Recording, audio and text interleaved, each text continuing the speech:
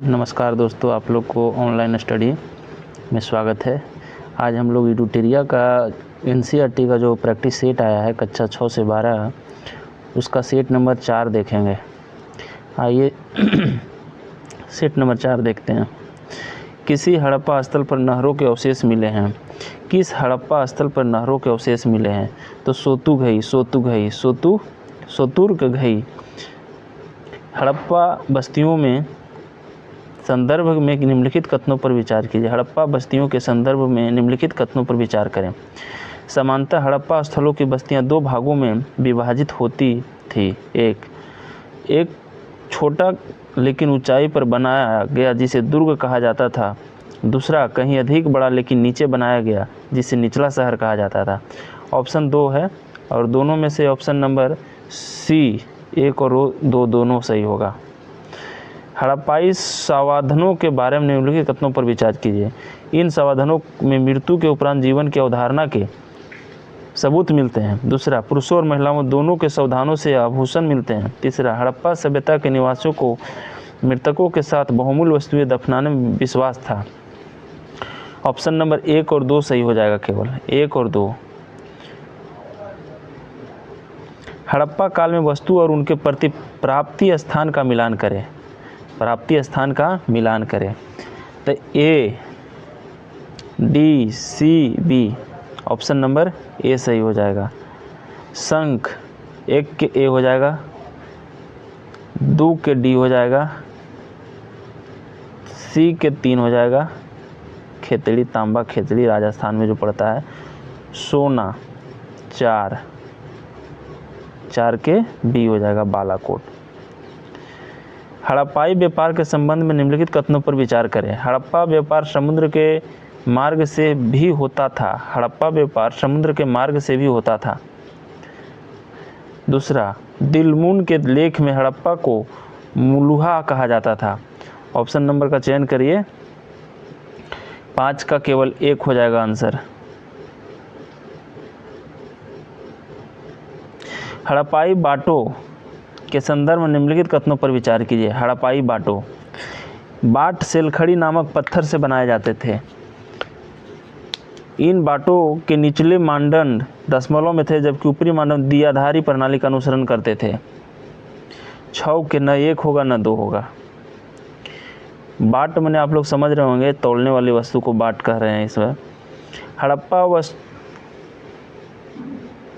हड़प्पा सभ्यता के अंत होने वाले संदर्भ में असत्य कथन का चयन कीजिए। नई बस्तियों को आबादी बढ़ने लगी थी।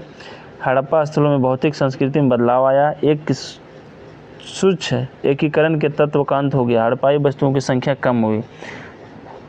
7 के ऑप्शन नंबर डी, हड़प्पाई वस्तुओं की संख्या कम हुई। The story of Indian archaeology किसने लिखा? द स्टोरी ऑफ इंडियन, ये आप लोग बताइएगा। The story of Indian S N Rao ने लिखा था। एस एन राव ने लिखा था। खोजकर्ता उनसे संबंधित स्थलों का मिलान कीजिए।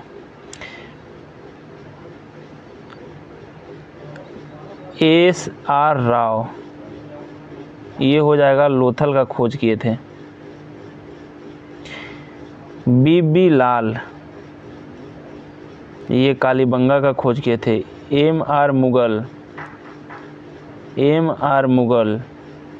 ये बहावलपुर को, आर एस धौलाधर को।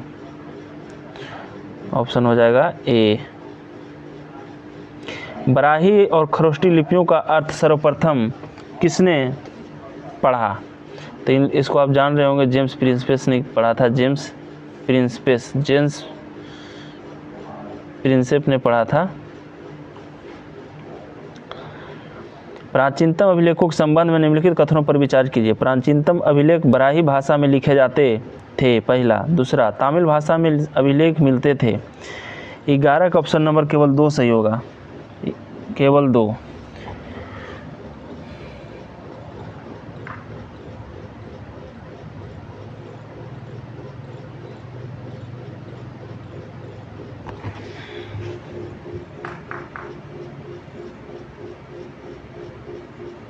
ये थोड़ा सा आइए क्वेश्चन नंबर 12 को देखिए। अशोक के अभिलेखों में संदर्भ में निम्नलिखित कथनों पर विचार करें। अशोक के अधिकांश अभिलेख प्राकृत में है। पूर्वोत्तर से मिले अभिलेख आरामीक और यूनानी भाषा में थे। केवल एक ऑप्शन नंबर सही होगा, केवल एक।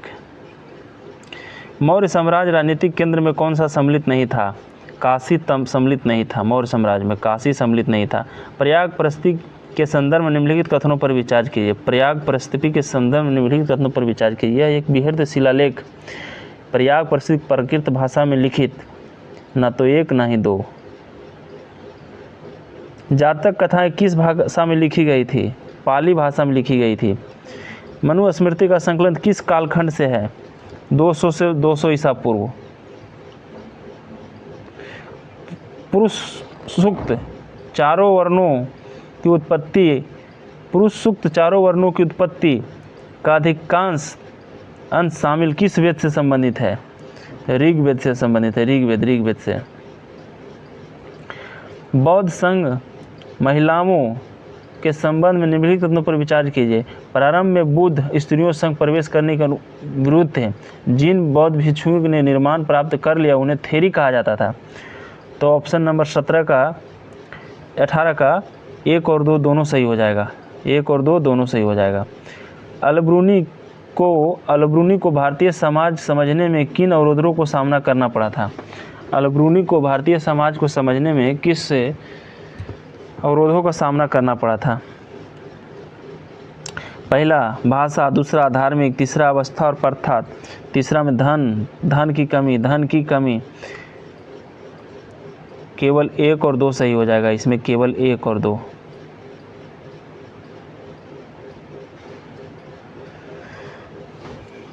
इब्न बतूता द्वारा डाक व्यवस्था को वर्णन के संबंध निम्नलिखित विचार कीजिए। भारत में 2 डाक व्यवस्था है। अश्व डाक व्यवस्था जिसे उल्लुक कहा जाता है, पैदल डाक व्यवस्था जिसे दावा कहा जाता है। पैदल डाक व्यवस्था अश्व डाक व्यवस्था से अधिक तीव्र होती है। Option number 1, 2, 3 1, 2, 3 option number D में सही है। Travels in the Mughal empire किसने लिखी थी? Travels in the Mughal empire किसने लिखी थी? फ्रांसवा बर्नियर ने लिखा था। निरकुंसवाद के सिद्धांत को किसने विकसित किया था? मॉन्टेग्यू ने विकसित किया था। निम्नलिखित कथनों पर विचार कीजिए। मध्यकालीन भारत दासों व्यापार बड़े पैमाने पर होता था। दासों का इस्तेमाल मुखबरी में किया जाता था। बर्नियर ने सती प्रथा के बारे में विस्तार में लिखा। ऑप्शन नंबर 1, 2, 3 सब सही है। वीरशैव परंपरा के संबंध में निम्नलिखित कथनों पर विचार कीजिए। वीरशैव परंपरा के संबंध में निम्नलिखित कथनों पर विचार करें। इसका उद्भव 13वीं शताब्दी में कर्नाटक में हुआ। पहला। दूसरा, वे अपने मृतकों को विधिपूर्वक दफनाते थे। 24 के केवल 2 सही है। ये अपने मृतकों को जो है विधिपूर्वक दर्शाते थे। 25। मध्यकाल में मालाबार तट बसे मुसलमान व्यापारियों के संदर्भ में निम्नलिखित विचार किए। वे स्थानीय मलयालम भाषा को अपनाएं। हालांकि स्थानीय आचारों जैसे मातृकुलिता को न अपनाकर पितृसत्ता के विचारों को बल दिया। केवल 1 हो जाएगा आंसर, केवल 1। वे स्थानीय मलयालम भाषा को अपनाएं। सूफी मत के विकास के संदर्भ में निम्नलिखित कथनों पर विचार करें। सूफी मत आप समझ सकते हैं। सूफी मत इस्लाम के लिए है। इन्होंने धर्माचार्यों द्वारा की गई कुरान और सुन्ना पैगंबर के व्यवहार के बौद्धिक व्याख्या को आलोचना की। सूफियों ने कुरान की व्याख्या अपने निजी अनुभवों के आधार पर की। 1 और 2 दोनों सही है। 1 और 2 दोनों सही है। किस सिख गुरु की रचनाओं को अंतिम रूप में शामिल कर सिखों के धार्मिक ग्रंथ गुरु गोविंद साहिब कहा गया? तेग बहादुर गुरु तेग बहादुर। मीरा के गुरु कौन थे? मीरा के गुरु रैदास थे। ये आप लोग को पिछला भी सेट में बताया गया था। मीरा के गुरु रैदास थे। हम्पी के भार्गवेश की खोज किसने की? भार्गवेश की खोज किसने की? कॉलिन मैकेंजी ने खोज किया था। कॉलिन मैकेंजी ने। कृष्णदेव राय ने अपनी मां के नाम पर किस नगर की स्थापना करवाई? कृष्णदेव राय नगलपुरम आप लोग ये पिछला सेट में भी था, एक सेट में भी था नगलपुरम को। मुगल काल में किसानों के संबंधित निम्नलिखित कथनों पर विचार करें। मुगल काल के भारतीय फारसी स्रोत किसान के लिए आमतौर पर मुजीरियान शब्द का इस्तेमाल करते थे। दूसरा, 17वीं शताब्दी स्रोत दो किस्म के किसानों की चर्चा है, खुद कश्त, पाही कश्त वे खेतिहर थे जो दूसरे गांव से ठेके पर खेती करने आते थे। ऑप्शन नंबर इसका हो जाएगा डी सही हो जाएगा, ये तीनों सही है। मुगल कालीन ग्राम पंचायत संदर्भ में लिखित कथनों पर विचार करें। समानतः ग्राम पंचायत विभिन्न जातियों के लिए लोग होते थे। सार्वजनिक कार्यों के लिए एक ग्राम कोष होता था। 1 और 2 दोनों सही है।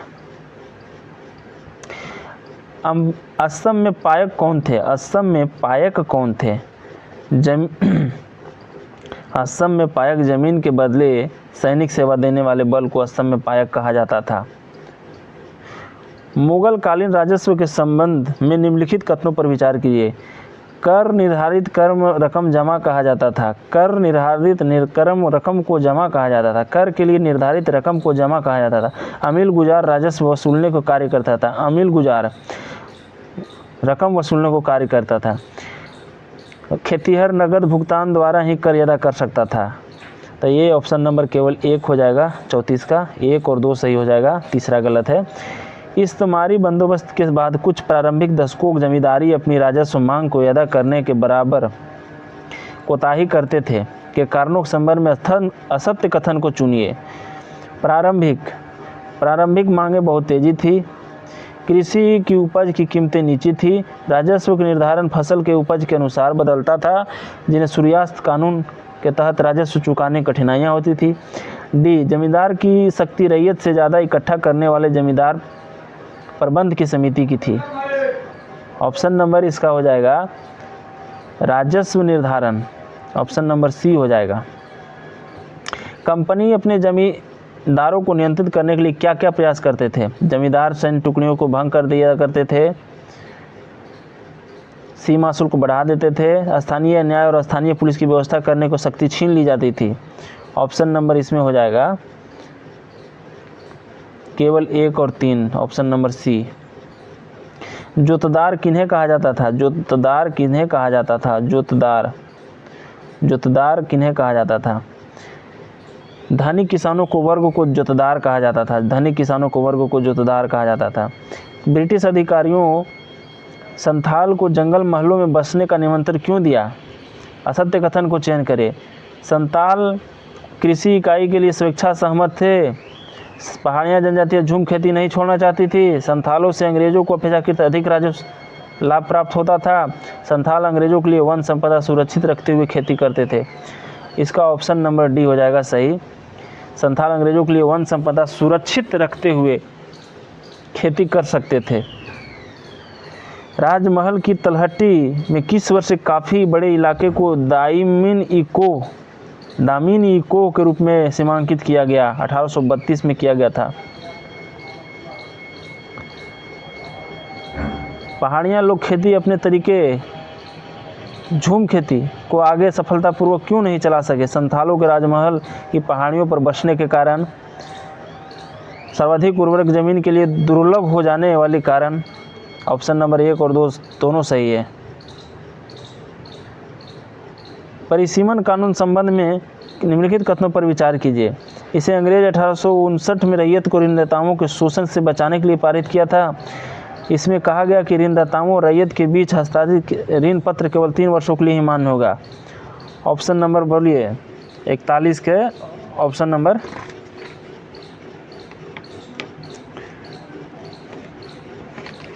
41 के ऑप्शन नंबर बताइए। 1 और 2 दोनों सही हो जाएगा इसका, ऑप्शन नंबर सी। डक्कन दंगा रिपोर्ट किस वर्ष ब्रिटिश पार्लियामेंट में पेश हुआ? 1878 में पेश हुआ।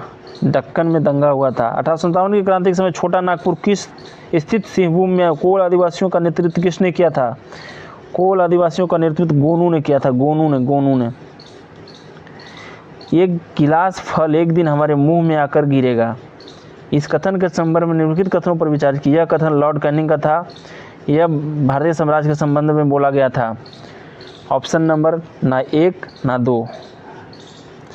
सहायक संधि के समय असत्य कथन पर चयन करें। सहायक संधि लॉर्ड वेलेजली द्वारा 1798 में तैयार किया गया था। असत्य कथन को चुनना है। यह अंग्रेजी अपने सहयोगी बाहरी आंतरिक चुनौतियों से रक्षा करेंगे। सहयोगी पक्ष में भू क्षेत्र में एक ब्रिटिश सैनिक टुकड़ी तैनात रहेगी। सहयोगी पक्ष पर किसी शासक के साथ संधि तो कर सकेगा, परंतु अंग्रेजों की अनुमति के बिना किसी युद्ध में हिस्सा नहीं ले सकेगा। यह ऑप्शन नंबर डी सही है, यही गलत है। देह में जान जा चुकी थी, शहर की क्या बेजान थी। यह कथन किस संदर्भ में था? 1857 क्रांति की समाप्ति, वीर कोसी की वीरगति, अवध के विलय। तो ये हो जाएगा अवध के विलय, जब वहाँ का नवाब को ज़बरदस्ती मिलाया गया था, उस समय की बात है। एक मुश्त बंदोबस्त भू राजस्व व्यवस्था कब लागू किया गया? 1856 में एक मुश्त। निम्नलिखित कथनों पर विचार कीजिए। शाह आलम के मध्य प्रदेश के बड़ौत परगना के एक बड़े गांव के रहने वाले थे। मौलवी अहमदुल्ला शाह के चिन्हट के विख्यात संघर्ष में हिस्सा लिया। 48 के ऑप्शन नंबर 2 केवल सही होगा। ऑप्शन नंबर 2 मतलब कि ऑप्शन नंबर 2। निम्नलिखित घटनाओं के कार्यक्रम का निर्धारण आरोही क्रम में करें। चंपारण नील आंदोलन, अहमदाबाद मिल आंदोलन, खेड़ा किसान आंदोलन, प्रथम विश्व युद्ध दौरान प्रेस विज्ञप्ति प्रतिबंध। तब पहला होगा 4, फिर हो जाएगा 1, फिर हो जाएगा 2, फिर हो जाएगा 3। तो option number A. Louis Fischer Mahatma Gandhi की जीवनी किस देश की लिखी गई थी? लुई फिशर के द्वारा लिखी गई थी। 1922 में गांधी जी की सज़ा सुनाने वाले जज कौन थे? ब्रूमफील्ड इनका जज थे। ब्रूमफील्ड 1922 तक गांधी जी ने भारतीय राष्ट्रवाद को एकदम परिवर्तित कर दिया। इस कथन के संबंध में निम्नलिखित कथनों पर विचार कीजिए। गांधी जी के आगमन से पहले भारतीय राष्ट्रवाद का स्वरूप मध्यवर्गीय था। महात्मा गांधी आमजन वेशभूषा धारण करते थे, जिसके बाद राष्ट्रवाद का कारण स्वरूप व्यापक हुआ। प्रारंभिक जातीय अवस्था में प्रचलित मानसिक श्रम और शारीरिक श्रम को दीवार तोड़ने में गांधी जी ने महत्वपूर्ण भूमिका निभाई। उपयुक्त में से इसमें कोई नहीं। 1929 के कांग्रेस वार्षिक अधिवेशन के संदर्भ में निम्नलिखित कथनों पर विचार किया। यह अधिवेशन जवाहरलाल नेहरू की अध्यक्षता में हुई, लखनऊ में किया गया। इस अधिवेशन के पूर्ण स्वराज की घोषणा हुई। कथन केवल 2 सही है। कथन केवल यह अधिवेशन जवाहरलाल नेहरू की अध्यक्षता में लखनऊ में किया गया था, लाहौर में किया था 53 का।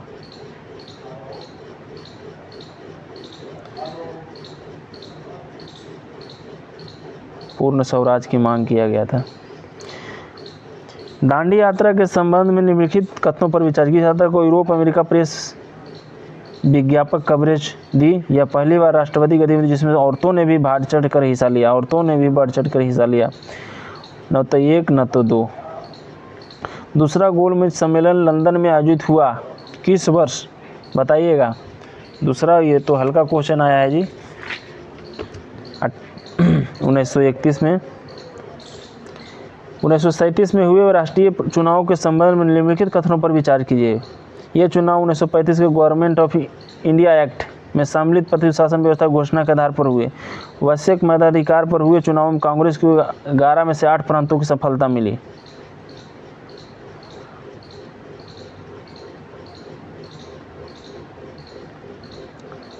उनसठ 58 के 16 अगस्त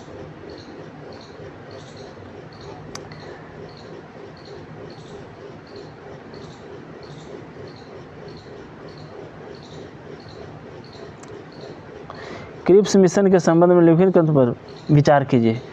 1942 में चर्चिल भारत युद्ध में शामिल होने के लिए एक मंत्री सर स्टीफन क्रिप्स को भारत भेजा। कांग्रेस की मांग थी कि वायसराय की सबसे पहली अपनी कार्यकर परिषद में किसी भारतीय को रक्षा सदस्य के रूप में नियुक्त किया जाए। 56 का केवल 57 का केवल 2 हो जाएगा। जिन्ना ने पाकिस्तान की स्थापना के लिए प्रत्यक्ष कार्यवाही दिवस कब मनाया? ये आप लोग भी जानते होंगे, 16 अगस्त 1946 को मनाया था। जवाहरलाल नेहरू तथा संविधान सभा के संदर्भ में निम्नलिखित कथनों पर विचार कीजिए। 13 दिसंबर 1946 को जवाहरलाल नेहरू ने संविधान सभा के सामने उद्देश्य प्रस्ताव पेश किया। नेहरू ने ही तिरंगे झंडे का प्रस्ताव पेश किया था। ऑप्शन 1 और 2 दोनों सही है।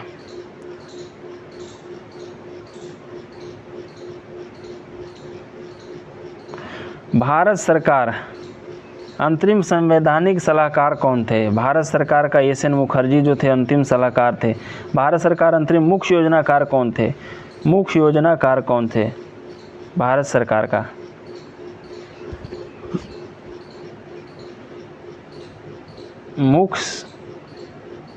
मुख्य योजनाकार जो थे एस एन मुखर्जी थे।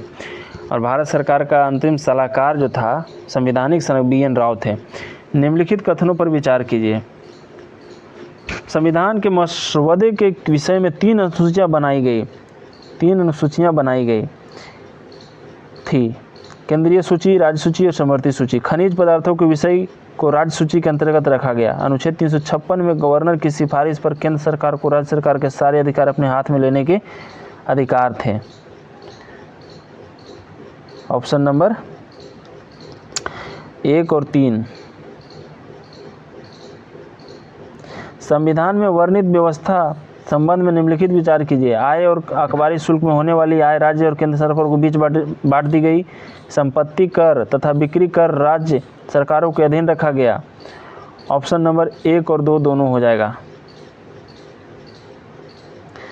निम्नलिखित पर विचार करें। अंबेडकर शक्तियों प्रांतों बराबर विभाजन चाहते थे। ज़्यादातर राष्ट्रवादी शक्तियाँ तथा एकीकृत केंद्र के पक्ष में थे। ऑप्शन नंबर केवल 2 सही हो जाएगा। अंतरिम सरकार की आखिरी बैठक किस वर्ष हुई? 16 जुलाई को हुआ था 1947। 16 जुलाई 1947। निम्नलिखित पर विचार कीजिए। बाल गंगाधर तिलक, विचिंद्र पाल, लाला लाजपत राय होम रूल आंदोलन के बाद राष्ट्रीय पटल पर उभर आए। उन्होंने खुलकर उदारवादियों का विरोध किया। केवल 2। उदारवादियों के संबंध में निम्नलिखित कथन पर विचार कीजिए। कर्मिक व लगातार प्रयास करते रहने के विचार का हितायती थे। मोहम्मद अली जिन्ना एक उदारवादी नेता थे। 1 और 2 दोनों सही हो जाएगा।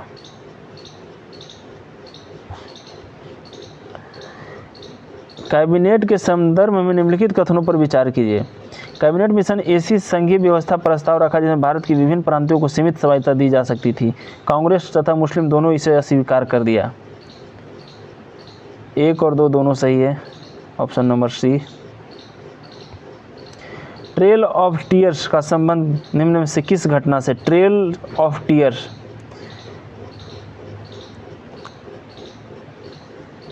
अमेरिकी मूल निवासियों को जबरन विस्थापन से है। 18वीं सदी यूरोप संदर्भ में निम्नलिखित कथनों पर विचार कीजिए।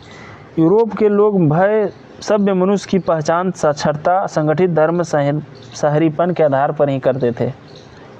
ब्रिटिश दर्शन शास्त्र जैक रूसो सभ्यता के इस मापदंड को विस्तृत करते थे। ऑप्शन नंबर केवल 1 सही हो जाएगा।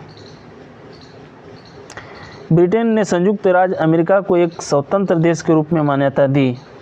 1781 में दिया था संयुक्त राज्य अमेरिका को।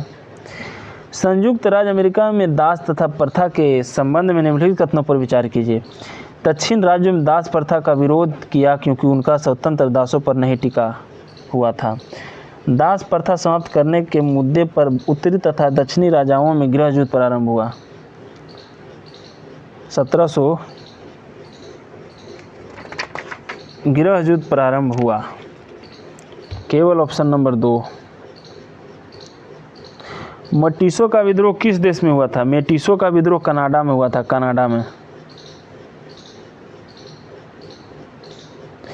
अमेरिकी मूल निवासियों के लिए किए गए संवैधानिक प्रावधानों को निम्नलिखित कथन पर विचार कीजिए। निम्नलिखित कथन पर विचार कीजिए। 1934 में इंडियन रीऑर्गेनाइजेशन एक्ट के द्वारा रिकन्वर्शन मूल निवासियों को जमीन खरीदने और ऋण लेने का अधिकार शामिल हुआ। 1954 में उनके मूल निवासी के द्वारा तैयार किए गए डिक्लेरेशन ऑफ इंडिया राइट्स के शर्त पर संयुक्त राज्य अमेरिका नागरिकता स्वीकार की गई। उसके रिजर्वेशन वापस नहीं लिए जाएंगे, उनकी परंपराओं में दखलंदाजी नहीं दी जाएगी। तो ये ऑप्शन नंबर 1 और 2 दोनों सही हो जाएगा। ऑस्ट्रेलियाई बस्तियों का स्वशासन का अधिकार किस वर्ष मिला? 1850 में। 1850 में मिला। ब्रिटिश सरकार हमेशा से ऑस्ट्रेलिया की ज़मीन को टेरा नूलियस कहती आई थी। टेरा नूलियस का अर्थ क्या है? जो किसी का नहीं। इसका अर्थ है जो किसी का नहीं। टेरा नूलियस। पहला अफीम युद्ध कब हुआ? 39 में हुआ था। चीन की साम्यवादी पार्टी की स्थापना के संदर्भ निम्नलिखित कथनों पर विचार कीजिए। इसकी स्थापना 1920 रूसी क्रांति के कुछ समय बाद में हुई। माओ तुसांग ने क्रांति कार्यक्रम को किसानों आधारित करते हुए रूस को एक अलग रास्ता चुना। केवल ऑप्शन नंबर 2 सही है। पीपुल्स कम्युनिस्ट के संबंध में निम्नलिखित कथनों पर विचार करें। यह चीन की औद्योगिकीकरण गति को तेज करने के लिए उत्पादन लोगों को सामूहिक प्रयास था। यह प्रयास कृषि के क्षेत्र में किया गया।